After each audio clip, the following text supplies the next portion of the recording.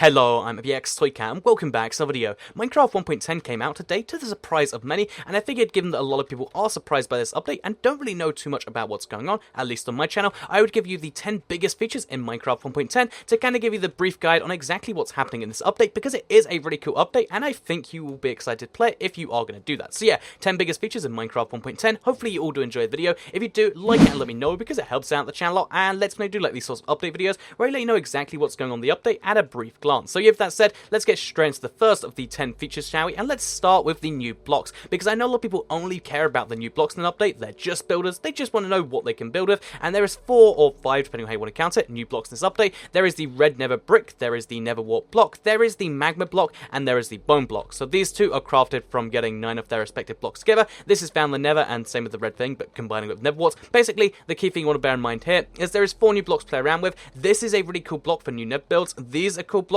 for, I guess, nethery stuff as well. And then this is just a cool new block to be the white block for if you don't want to use quartz, but you don't want to use white wall or white stained clay. You've got another white block, which is pretty cool. And again, these 2 blocks will come up later in the video, as well as this one here, which is the structure block. So the structure block isn't available in creative. You won't find it in the creative inventory, but you have to get it using give @p and then structure _ block. That's how you get it. I think I typed structure wrong there, but if you type that, you'll get a structure block just like this. So yeah, what does the structure block do? Because it is the second of the 10 features I'm going to be going over. Basically, the structure block is one of the coolest new features that has ever come to Minecraft, and I'm not a bit like over exaggerating when I say that. If you like your building, which is again something I guess we'll focus on first here, because basically the structure block allows you to save social structures and then kind of copy and paste them across your world. The easiest way to summarize this block is that it is a copy and paste block. So I figured to show that off, what I would do is I would find a desert temple. This is a naturally spawning desert temple. It was a really rare one because it's on a little island, but yeah, I basically went to the desert temple and I used the save mode, which is this thing right here, to save it as D temple. So basically you play around with these parameters and you make this box, which you can see right here.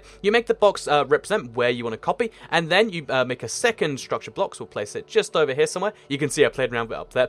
You make a second structure block, say over here, and then you make this the load block. So this is our load block, and we're going to load the structure called D temple. You can save as many structures as you want. You can save like 100 or 1,000 different structures as long as you have the space. And yeah, then we'll set the relative position to 100 blocks in the sky, and we'll hit load like that. It's going to give us the box where it's going to load. We can be like, should we do it there? If we want to, we can press load. If we don't, we can change the relative position, and you know, I might want to go like another 10 blocks that way for some reason, then be like, you know, yeah, that's good. And then we hit load and we load the desert temple. So there you can see it's going to spawn there. All of the effects will apply at once, including the water from around it, all that sort of stuff. But just like that, we've copy and pasted a desert temple, which is really, really cool. On top of that, because our save block was on the temple, it copies the block as well, which is a bit bizarre. And yeah, basically what we can do is we can copy paste this as many times as we want. We want a second desert temple. Guess what? We'll do it right over here. You know, just right on this block. Just D temple.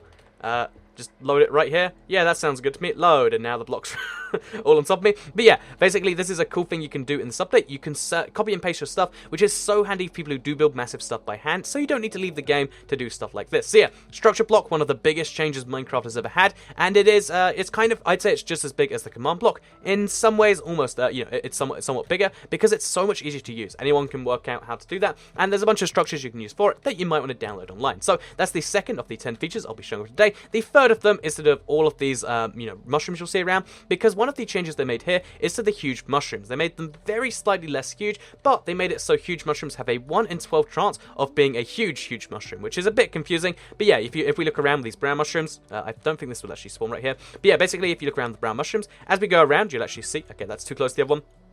You'll actually see there's an average height for mushrooms, which is that one there, but every now and then, like that one that just generated, or like these 2 that just generated, you'll get super high mushrooms. So this can happen with both mushroom types, and it basically means there's more variance in your mushrooms. 1 in 12 chance means that it's a somewhat rare occurrence, but not rare enough to be like an amazing thing, but still, regular mushroom, that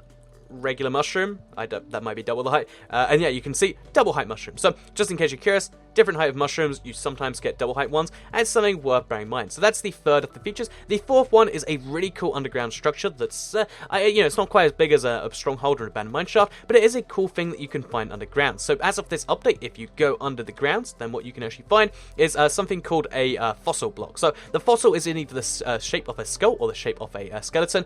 There's actually 4 different types of each, so there's 8 types of fossils you can find, and the fossil block is just formed of 8 of these, a lot of these bone blocks with a lot of coal blocks around them. So if you like bone blocks, good news, you find a fossil. They're found in deserts, they're found in swamps, and the other variants of those two biomes, and you can get yourself a bunch of bone blocks and a bunch of coal, which is it's a bit weird. It's not amazingly useful unless you really want bone blocks and you're not willing to kill skeletons, but it's nice that it's there, I guess, I think. Anyway, with that said, let's move on to the 5th of these features, which is actually a new type of zombie. So, the Husk, when it was first introduced, I've shown this off before, actually came in with, on the snapshots as its own spawn egg. And on the Pocket Edition, it is its own spawn egg, but on the PC, it is a variant of the zombie, where 80% of the time when you spawn a zombie, where it can see the sunlight in a desert, or a desert variant, like a hill or something like that, you will get a Husk. The Husk, when it attacks you, will give you the hunger effect. The hunger effect makes your hunger go down faster, and it's just something worth watching out for. Also, you'll notice that these won't burn in the daylight, which makes the desert a little bit more intimidating now. And yeah, this is the Husk, a new type of zombie.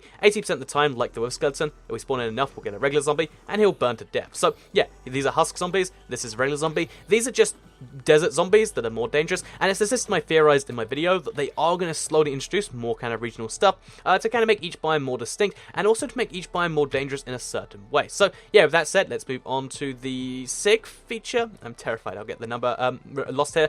Yeah, move on to the next one here, which is in the Nether. So the cool thing about the Nether, as you can see right here, is the fact that they've changed a few things about it. The biggest one being that magma blocks will now spawn. So I looked around the Nether because I heard that it's just about as common as andesite in the Earthworld. However, it only spawns below y = 36, so you'll find it mostly near this big pit of lava, which is a cool place to find it. So you go down here, you find some magma blocks, and this magma block is really cool because it generates some big veins like this, can be used to make cool looking blocks, but also if you stand on it in survival, so we'll do this really quickly, game mode S, you'll see it actually is going to hurt you. So yeah, you can't stand the block because it's lava. If you've ever wanted to have the floor as lava be a situation in Minecraft, that's something you can do with the brand new magma block, one of the big new changes that I think will be used in, various different, whether it's just builds, mini games, and even just, stuff that you want to, kind of protect. You can surround something in magma to make it scarier to both mobs and players. Something you might want to do. It's not enough to kill people, but it's enough to shock them and make them go, oh, ow, that hurts, or something like that. So, yeah, that said, let's move on to the next one here as we set the time to... Actually, the time's coming to night already. So,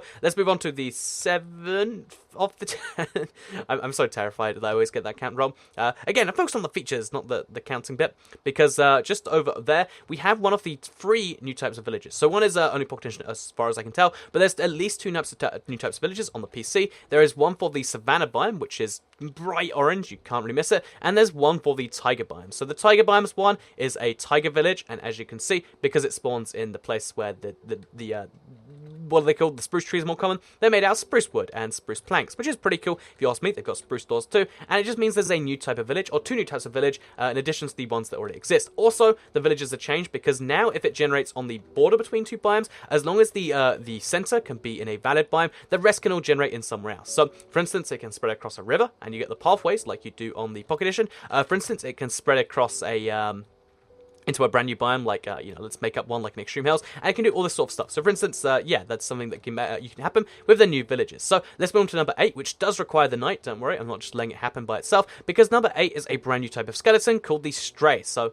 we actually didn't get one right there. I guess this doesn't count as a tiger because we're in the Extreme Hills part. So yeah, if we actually go over to the actual tiger biome, or a cold tiger, somewhere where there's actually coldness, which I don't think is right over here. Yeah, that's what it is. It's a cold tiger, ice spikes, or ice plains biome, which none of this actually is right here. Basically, you can get yourself a stray type of skeleton, which is a skeleton with no real difference, except it'll fire a bow with slowness arrows. So these slowness arrows are something that we have had since 1.19 and 0.15, where basically, when it hits you, it slows you down, makes it harder for you to escape, and it's just kind of a big deal that you watch out for that. So, yeah, with that said, that's something you want to watch out for. I don't think this counts, but it's cold, so maybe it will.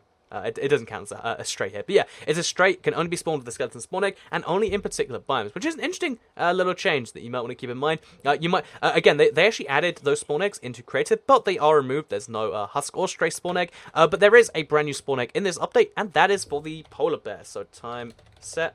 I don't know, 80, there we go. That is for the polar bear. So polar bears will spawn anywhere it's cold, like with the stray. 2 new mobs, 1 new biome. And basically, yeah, because this is the hot and cold update, here is a polar bear. As you can see, very, very cute mob. Isn't this just the best? He's massive, he's a brand new mob, and by himself, he's entirely neutral, until you get a cub. When he sees you and there's a cub nearby, he will try to attack you, and the cubs will run away. The cubs can run at roughly baby zombie speed, which is pretty crazy. Meanwhile, the big thing will attack you. You can probably take it out, but it's something you want to watch out for. In fact, let's attack attack it, right? You know, I can't attack a polar bear. I wouldn't feel good attacking a polar bear, but this is a polar bear. This is a polar bear baby. Aren't they just adorable? You want to keep them in mind when you find them. There's usually going to be 2 cubs for every adult, and if you go near them, they're going to try and kill you. So, yeah, just don't attack the polar bear and their kids. What have they done to you? That's the key point there. So, yeah, moving on from that to the final big feature in 1.10, which admittedly isn't too big if you're a PC or console player, but for Pocket Edition players, it actually is kind of a big deal, because it's kind of one of the things where the game's becoming harmonized, because right now, I'm just holding my W key forwards, and you might notice I'm jumping up and down.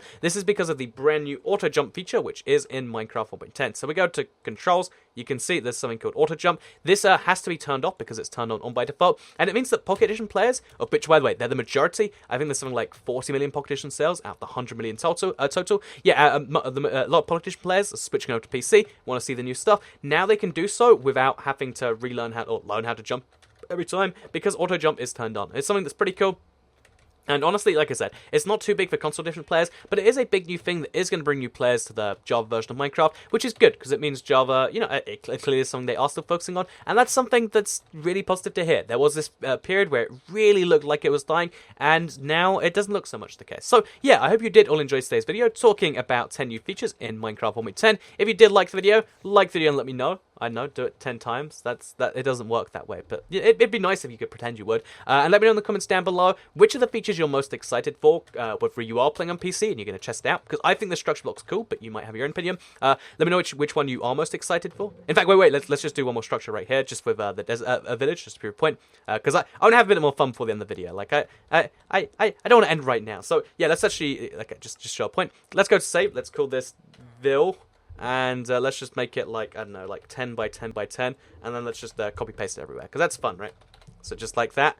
Okay, that's bad. We need to go like minus 10, I guess. And yeah, we made a... As you can see, little bit of working around that needs to be done here. But you know, I'm just going to stick to that. We're going to save that anyway. And we're going to paste this somewhere else. And I'm going to show you just how amazing it is if you don't know what you're doing with these structure blocks. But yeah, I hope you did enjoy today's video. Let me know in the comments which of these is your favorite, all that other sort of stuff. Like the video if you did like it, share if you really liked it, and subscribe if you're new around here. I make videos like this one every single day on my channel. And if you subscribe, you'll see them daily on your homepage. This is a work of art. I don't know about you guys, but this is beautiful. So yeah, thank you all very much for watching, and goodbye.